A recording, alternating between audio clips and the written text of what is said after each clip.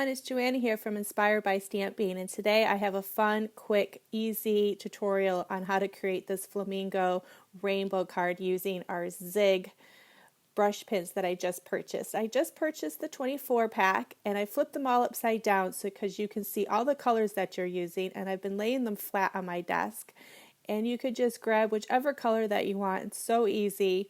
I can see I'm going to get many more pretty soon. I'm also using our Flamingo Stamp Set. We're going to do some triple stamping with our Mini Misti.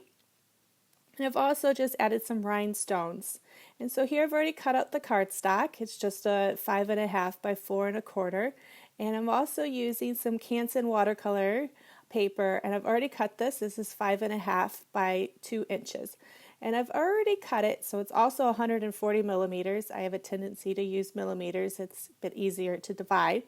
And I've marked it 20 millimeters so I can make an exact line across with my Zig pen, and you'll see that in a little bit. And here's our flamingo set, and I'm also using some tuxedo black and some rhinestones. Oh, and don't forget our Zig pens too. Okay, here's my ball jar water, and I'm also going to be using a number 5 brush because it's nice and big and it makes it for very quick. So let's get started. Welcome back. So now we've got our Canson watercolor paper already cut, and again that's 2 inches by 5.5, or if you're like me, it's 140 mils long. So I'm just marking it by 20 millimeters so that we can create a perfect line on each side. I have found that the pencil will go away. It'll be covered up by our Zig pen, so don't worry too much. Just make sure that your pencil markings are very light. So when I always lay down my color, I always lay it in a circular figure because I feel that it doesn't, sometimes you can see quite a straight line if the watercolor paper is going to suck up that ink. So I like to go in a circular motion. So what you do is you grab your dark ink first and you pull it down. So we want to pull it down to those line markings that I just drew on that piece of paper. The great thing about these Zig pens is that you can go over again while it's wet and the ink will stay on the brush. It's fantastic. So here you can see I just kind of added a little bit more because I wanted to be a little bit more brighter. And so you just pull that ink down to that line right there. You can see I'm just drawing that line a little bit better. Now we're going to skip over one of the colors because if we put color to color right now, they will bleed into each other because they are wet. So here I am just drawing a line again with the blue in circular motions because I have seen that sometimes the watercolor paper will suck up that ink and you will see that hard line edge. So circular motions is pretty good. So you can kind of see how it just kind of combines and just gets from the medium or dark to the lightest color. You won't see that hard line edge sometimes with that watercolor pen. So we're just going to keep going. I'm just going to go over it one more time in a circular motion just to make sure it's nice and bright, and then pull down that ink into the lighter area in circular motions again. And then we'll skip again and we'll move on to our yellows here, and we'll draw a straight line across, and then we'll go in circular motions. I do like the Canson watercolor paper for making cards. It is not as beautiful as the Arches watercolor paper, but it still does the trick, and I find it's very affordable. And here you can see I'm just pulling that ink down in circular motions. And I really like this yellow ink. It's just really bright and vibrant. Actually, I find the whole thing is just really vibrant. And now I'm just going to go back on my red. Now here you're going to have to wait for it to dry, or else it's a hot sunny day. It does dry fairly quickly if it's watercolor paper in the heat. But wait for it to dry. Make sure that top layer is dry before you start over again and fill in those squares. It's very, very important that you do that, or you will have some bleeding and you will have to start over again, and that's no fun. And now you can see we have our 4 layers already down, and now we're just going to go back up again and fill in those spaces, making sure it's nice and blended. Just keep moving that ink. You might have to add more water and add more water depending on the type of paper that you're using to really blend that in. And as you just saw, I tested the paper with the back of my hand, my finger, not the tip of my finger, my fingertip. And that's because you have oils on your fingers, and so you will put that onto your paper, and it will leave a smudge or dirt mark later on. If one of your friends or your loved one keeps that card, it might show up later on. So always test your paper with the back of your hand or the back of your finger.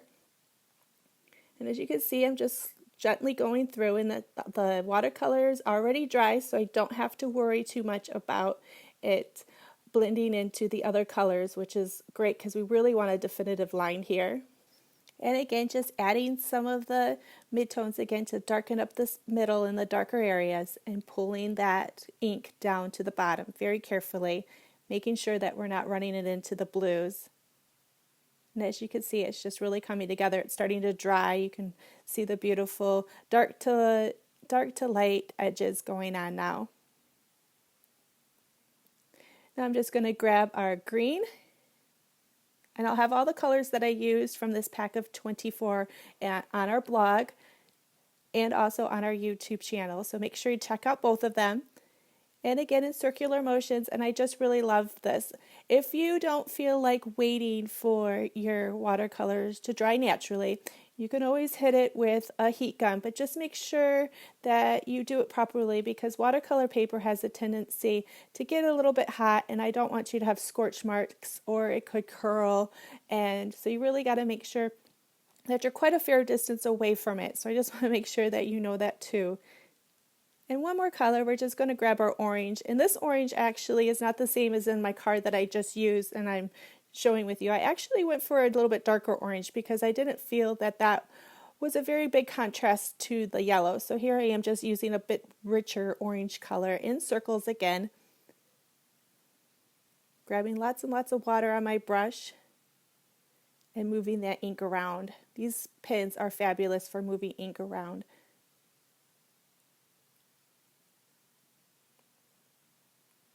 Now just have a close look and make sure once you are finished that you don't have any white spaces. So you want to make sure that everything's covered and that watercolor paper has color everywhere. And look how vibrant those pens are. Aren't they just beautiful? I just love these. So I'm just going to hit this quickly with the heat gun and I'll be right back. Okay, I'm back. Now what we're going to do is we're going to grab our Mini Misti here. And I love this thing. It's just so fun. We're just going to add our magnets to the side.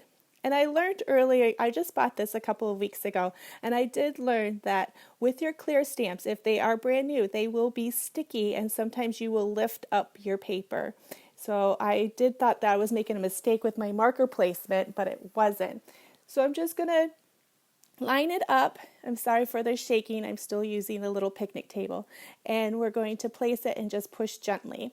Now you're going to have to do triple stamping because you can see that the watercolor paper is textured, so it's really hard for you to ink up your flamingo and stamp on it. So the double, triple stamping will really bring out the ink on that textured watercolor paper, and it's just so beautiful if you can keep doing a few layers like that. Your image will look so much more vibrant. I'm just going to stamp this for a third time and just push down gently. You don't have to push very hard either, and that's just so great about this Misti. And there you go. Look how beautiful that is. Now we're just going to get this out of the way, and I'm going to grab my cardstock base, which is folded already. And yes, you can have it folded and it's beautiful. So we're going to put this at the edge in the corners and get rid of our flamingo. Now we're just going to line this up and see where I want it. And I'm sorry if you see the back of my hair a little bit. I'm just making sure it's perfectly lined up. I don't want it to have an angle to it. So I'm just going to stamp this up again, and I'm going to stamp it twice because I just love the double stamping. It just makes it so much darker and vibrant. So one more time here. And press down. We'll just get our ink out of the way here. Get the magnets, making sure that the magnets don't touch each other. And I'm just going to grab some glue here, and I use the Ultimate Glue or any form of glue for my card base because watercolor paper has a tendency to not stick very well, and so I like to use glue. So I'm just going to push that glue over to the corners. Make sure it's completely on the corners and then line this up perfectly. And then you can add some sequences or rhinestones like I'm using, or pearls, or any other kind of thing, or just leave it plain. It's perfectly beautiful plain. But I decided to use some rhinestones on the corner. So I'm just using 3 and 1 more.